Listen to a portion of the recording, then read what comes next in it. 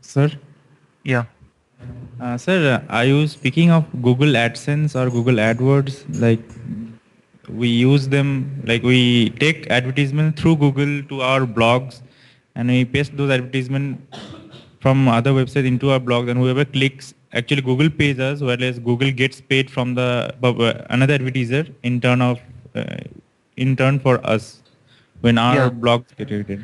Yeah, exactly. So Google AdSense is, you can think of that as one example where, as a publisher, you have nothing to lose. And so by showing Google AdSense, so firstly, there are two terms, AdWords and AdSense. So Google AdWords is basically this uh, the advertisements based on this kind of keyword search. So if you search for AdWords, you can go to their page.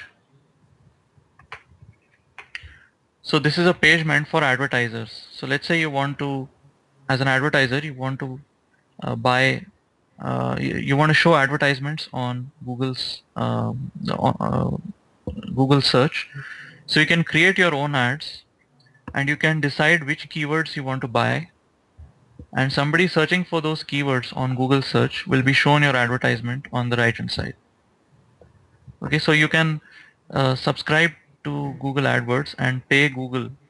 Uh, they have specified what, it's up to you how much you want to pay them. You can decide, I'm going to pay not more than $5 a day, and you can specify these are the number of cents that I'm willing to pay. Then Google's ranking algorithm, which is meant specifically for advertisers, will decide what is the best slot for you to show on their website. Okay, so this is called AdWords. And the advantage of AdWords is that if you have a local business like this Romi boutique, uh, the traffic that will come to your website will be traffic that is interested in that product, right? And you can be in India and actually end up selling books all over the world. In fact, I think it would have been a great business if local Indian publishers who sell books that are meant only in Indian languages are able to ship their books all over the world, because then nobody, firstly they wouldn't be available on Amazon, so people would be willing to pay higher for those books. And you know people searching for those books will automatically be directed to your website if you're able to buy the right keywords. So this is Google AdWords. And then there is AdSense, where what you do is, let's say you are a simple blogger, or you have your own website, you can show Google ads. So what Google will do is, based on the content of your web page, based on what the content of your blog, of a particular blog that the user is seeing, Google will decide what ads to show on the right hand side, such that the likelihood of the user clicking on those ads is maximized. So obviously the ads will have to be relevant to what is being shown, what you have written in your blog. But Google will do that job for you. Google will decide what ads to show, and when the user clicks on those ads, then any revenue that Google gets by clicking on those ads and going to Google search, and then whatever follows, Google will share a part of that revenue with you. Hello. So just before the break, we were looking at the Google AdWords and the AdSense campaign. So the Google AdWords campaign is pretty much what I showed you earlier, using a CPC model to sell keywords to advertisers who can buy those keywords, and then their advertisements would be shown when people search for those keywords. So that's Google AdWords. In AdSense, uh, as a publisher, so AdWords and AdSense have had different kind of an impact on internet commerce. If you think about AdWords, it has allowed a lot of local businesses to reach out to customers who would otherwise not have been able to find those businesses. Right? If somebody is searching for a particular size shoes, let's say there is a seller who only sells shoes that are of some kind of an abnormal or an outlier size. Okay, because there won't be many people uh, with feet as large as the shoes that the seller sells. The seller on his own would have been incapable of finding a sufficient number of customers. But by buying keywords related to, say, large shoes and so on, uh, Google can drive traffic. Google can drive the appropriate traffic of customers who are looking to buy large sized or extra large sized shoes to that particular local business. And this can make or break local businesses. The ability to get customers via internet search engines like Google and so on can actually make or break a local business nowadays. So that's the impact that AdWords has had. It has led to the uh, growth of these local businesses that may have been unable to sustain themselves. AdSense has had a different kind of an impact, because in AdSense, as a publisher, you allow Google to display advertisements on your blog or on your website, and Google will obviously make those advertisements relevant enough to the content of your blog or your website, so that people who are browsing your website will be likely to click on those ads. And when they click on those ads, Google will pay you a small amount. Okay, and of course, using the traffic that came to their site, Google will then, also try to make money out of the customers by showing them ads from other kinds of websites. And for Google to make a profit out of this, obviously there must be some difference in the price that they are being paid by the advertisers on their website and what they will be giving you, right? For example, if you have a Google search box on your blog, which is called AdSense for search, then then readers who are browsing your blog, who click on that search box and end up making some kind of a transaction on Google, will have some of their uh, uh, sales payment being passed on to you. So if Google gets any money out of them, Google will share half of that advertising revenue with you. But if the advertisements on the page are not clicked, then Google will not pay you anything. Okay, so the people also have to subsequently click on the advertisements on Google for you to for you to get paid. Okay, otherwise you don't get paid. So does that answer? Somebody asked a question on AdSense. Yes, sir. Okay, so let's now try to think about how these CPC prices get set. Okay, we have seen that CPC is the best model for dividing the risk between the advertiser and the publisher. Now, again, if you think about traditional commerce, the way prices get set in stores is that the store owner or the seller who has that store will look at his or her competitors, look at what prices they are selling their goods at, and then keeping that in mind, they will fix a particular price and have that price on the labels of different items. And as a buyer, you can come to their website, their actual store, and either buy the item at that price or leave. Of course, if you're in India, then that bargaining thing comes into play again.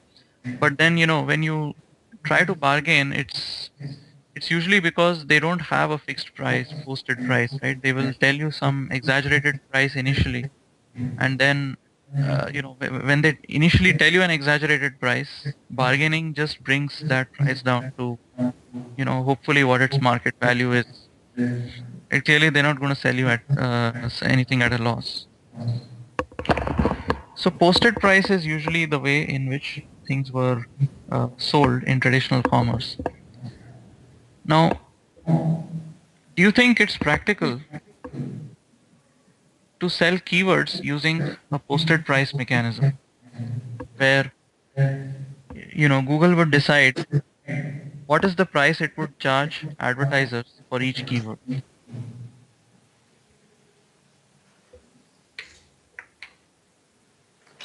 you think this kind of a mechanism would be practical?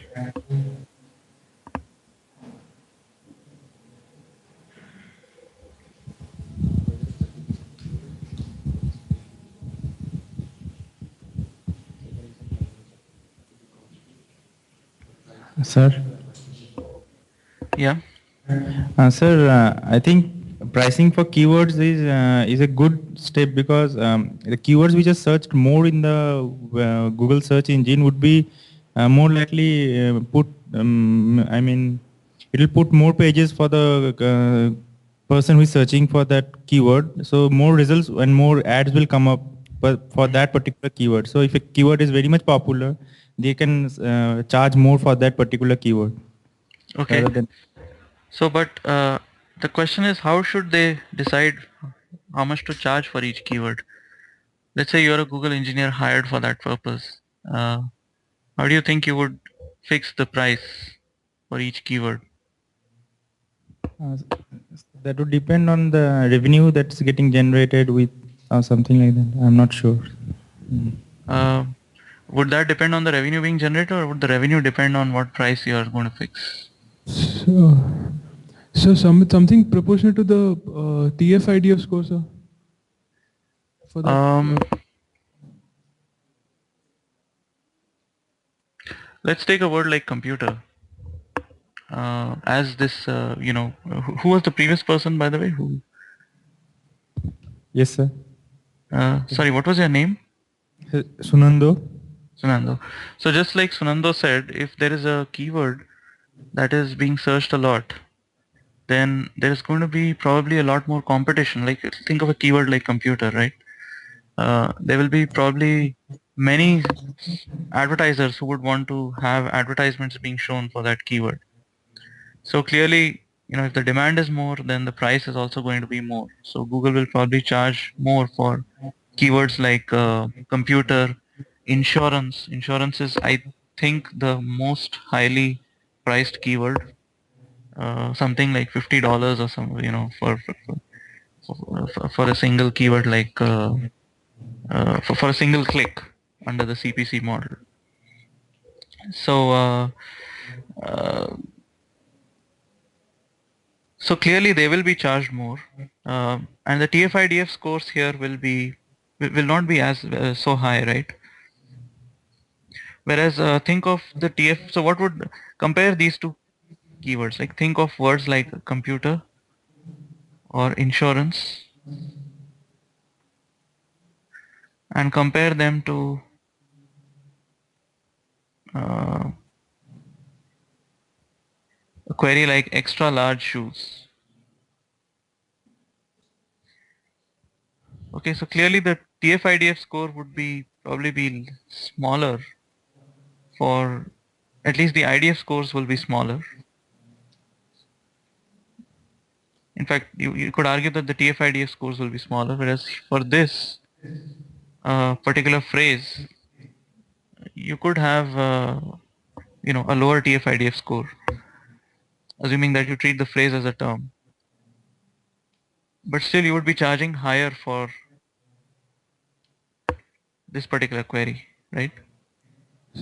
Yes, so is it something to do with that Google Zeitgeist, which we did in the first unit, like with whatever the current trends are of the highest number of searches, we could price that more as opposed to like less common searches? And the trends would keep changing. So think about how practical that would be, because the trends could keep changing, right? Let's say somebody comes out, some popular singer. Uh, who is the I don't know, whether is Himesh Reshamia still popular in India? Okay, let's say he comes out with a new album tomorrow, right? And uh, the trends could change overnight, right? If you look at that zeitgeist pattern that I showed you, just before, there was this Salman Khan movie that was released, Dabang or something like that, and you see a sudden spike in the queries on Salman Khan around that event. Right now, if you had to keep track of, all these changing trends, it would be impossible for you to manually fix prices and keep changing those prices based on those trends. Right? Don't you think it would be impractical? How many keywords would there be, for example? I mean, these are just three examples. Think about what's the total number of, you could practically sell any keyword in your dictionary, right? As long as it corresponds to an English term. And of course, you could sell phrases also. Your keywords don't have to be single terms. So So like, what over a period of time, if some query is happen being searched for a lot, you could class like those, put them in some kind of a set and price them like at a certain range.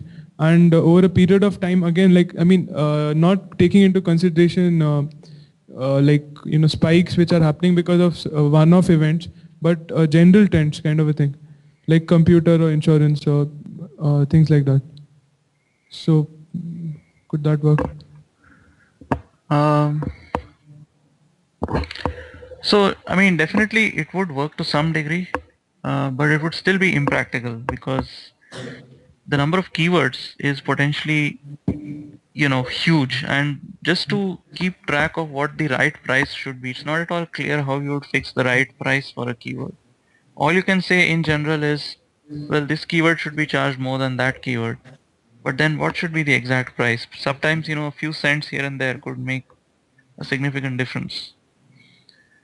So rather than, because there are too many keywords, and in fact, your keywords could also depend on the location, right? So for example, I could search for shoes in San Francisco. Somebody else could search for shoes in Los Angeles.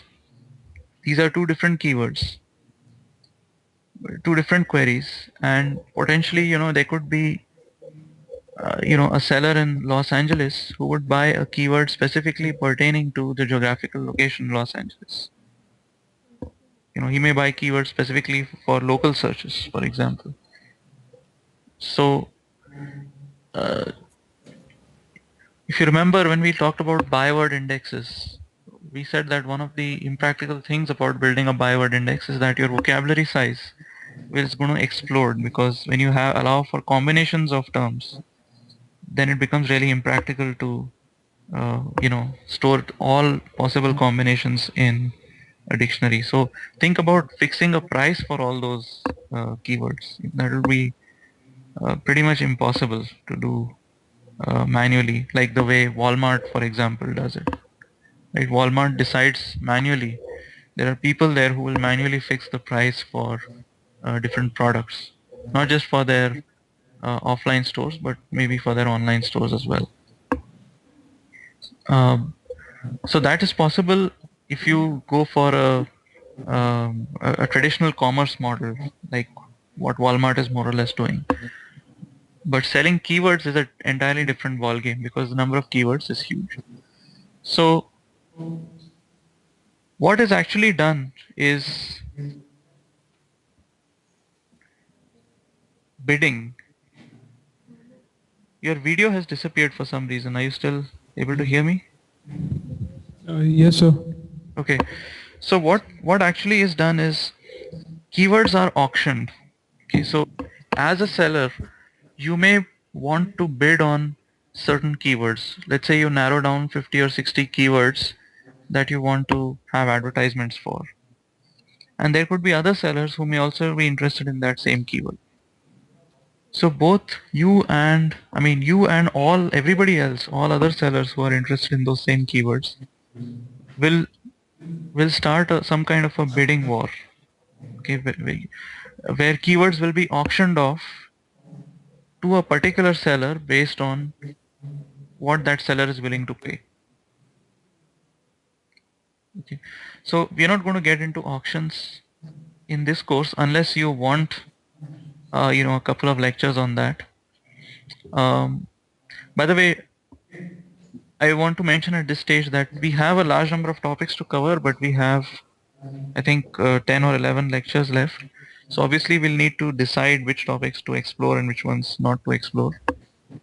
So if you can, if most of you are interested in pursuing advertisement beyond this class, we want to learn a little bit about game theory or auctions and how keywords are decided. The price for keywords is fixed based on something called a Vickery auction. Vickery is the name of an economist who won the Nobel Prize for this particular contribution. We can discuss that in one or two classes. So I won't get into auctions in this particular class except to mention that this is how the prices are fixed.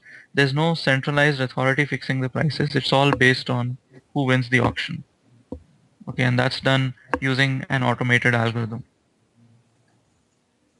Okay, and so if any particular keyword is in a high demand, clearly the price for that keyword will be higher because there'll be so many competitors all bidding for that keyword that the price will automatically get jacked up in the auction.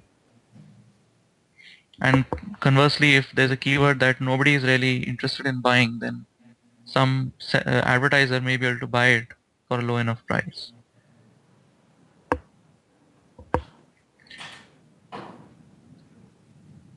Okay, so in fact, this is the way you can think of also doing what I mentioned earlier, which is getting traffic from one search engine by buying these relatively uncommon keywords, low demand keywords, right?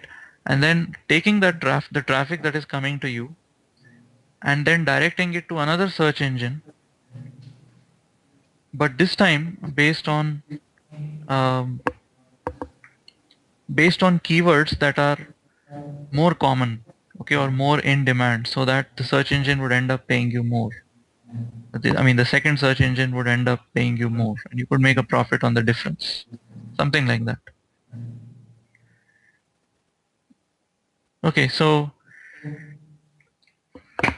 here's one anecdotal example. I'm borrowing this from Ashish Goyal. In fact, a significant part of this lecture is based on Ashish Goyal's notes. So if you search for this course MS&E 235 on Google, you'll see a course on internet commerce. Uh, so this is a Stanford Management Science and Engineering course on internet commerce, and um, if you want to read up something on this, the notes on lecture 1 from that course is probably what you can uh, read up on.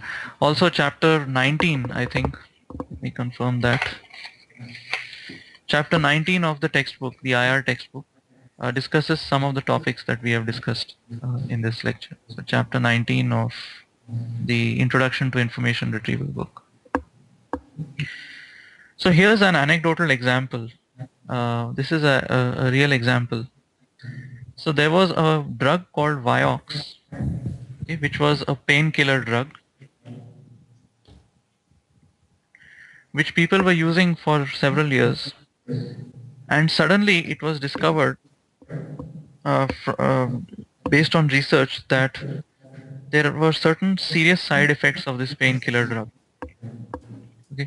Now you can imagine that pharmaceutical companies who want to sell this drug would have bidded uh, on this particular keyword, right? So if you look at the CPC price as a function of time,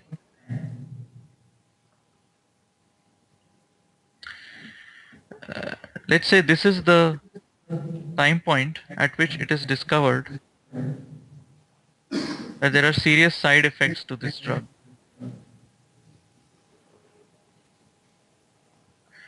What would you expect the CPC, how would you expect the CPC price to vary before and after this event?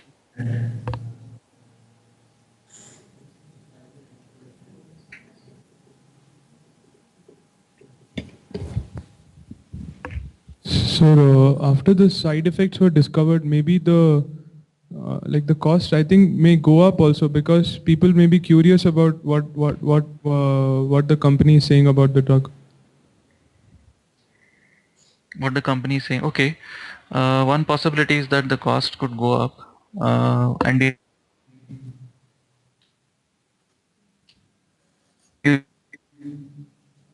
also know, right, that uh, people who will be visiting that site will probably not be visiting because they want to buy this drug, but who will be doing so just because they're curious about it. I mean, think of a rational uh, advertiser. Hello, sir. Yeah. Sir, when they detect that there is a side effect, most of the doctors will go to some painkillers. Most of the people will choose another painkiller. So I think the price will be decreased because as there are many pharmaceutical companies, so there will be lots of competition going on.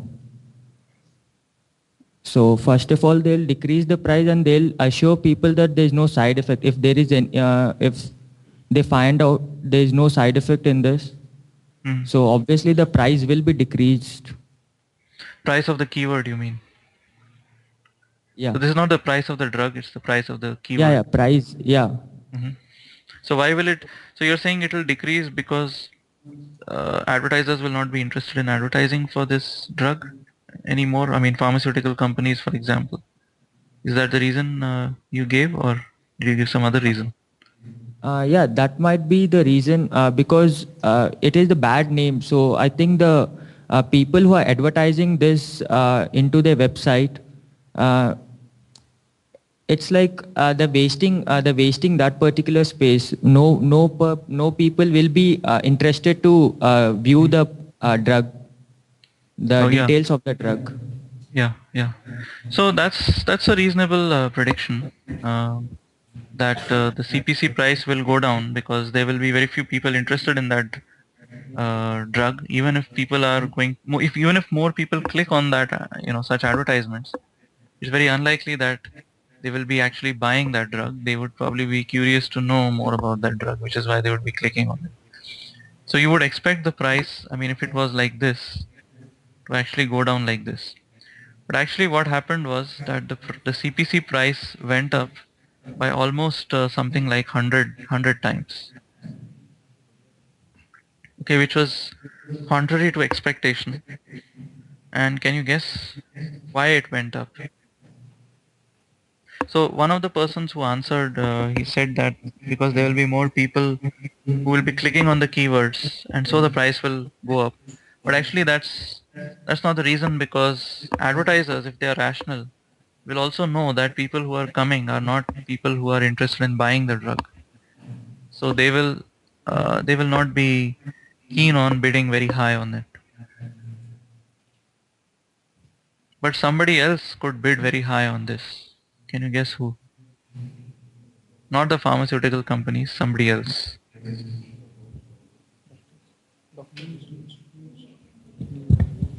So news agencies, Which agencies? news agencies. News agencies. Um, why do you think they would bid high? Because if they see if news agencies are popular, then they wouldn't need to bid high here, right? Because they would already be getting their own traffic.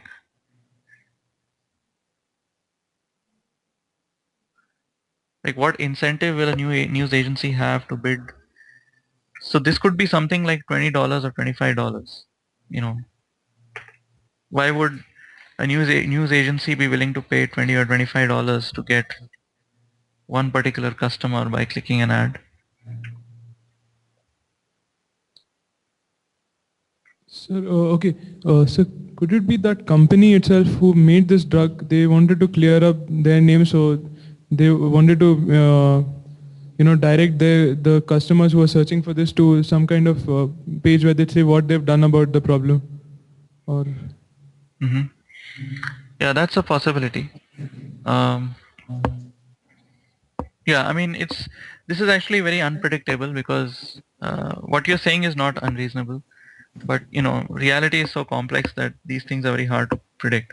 So what happened is that lawyers were the ones who were doing this kind of bidding, because you know after this side effect was discovered, there would be a large number of people who would have been taking that drug, who would become scared of this particular threat, and who would immediately want to consult lawyers, so that if they need to file some kind of a suit on the companies producing this drug, they can do that, right? So and lawyers get paid very high, right? So they can afford to bid high on these keywords, because if there is a single contract, or if there is a single transaction happening here, they're going to get a huge amount of money out of it, even through one or two customers.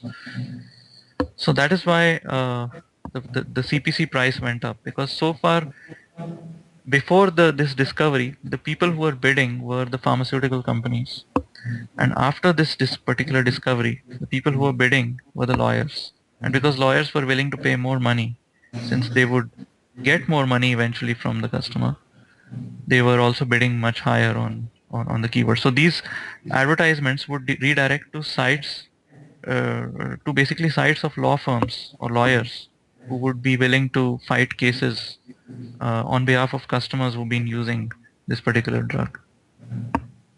So this is just an example to show you how uh, CPC prices are very difficult to predict, and they're very difficult to set. Right? Who would have thought that prices would go up like this? Can you imagine posted prices going up like this in such an unexpected way? Well, no. But if you have some kind of an auction that is continually happening, people bidding on keywords, then uh, the based on whatever trends there are happening in the world, people will be willing to pay more or less. Any other questions on this?